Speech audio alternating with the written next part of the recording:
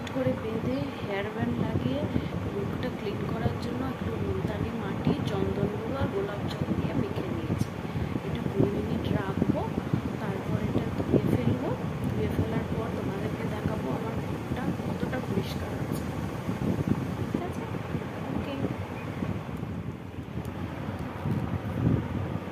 মুখটা পরিষ্কার করে চলে এসেছি, ক্লিন লাগছে। তোমরাও বন্ধুরা এরকম ট্রাই করতে পারো, মুলতানি মাটি, চন্দন গুঁড়ো আর গোলাপ জল দিয়ে 20 মিনিট রাখবে। রেখে পরিষ্কার করে নিলেই বুঝতে পারবে কতটা ক্লিন হয়ে আছে। এরপর চলো চান করে নিই, তারপর আবার দেখা হচ্ছে। হ্যালো বন্ধুরা, চান করে চলে এসেছি, এবার লাঞ্চ করে নেবো, তারপরে একটু লম্বা টান টান করে ঘুম দেব।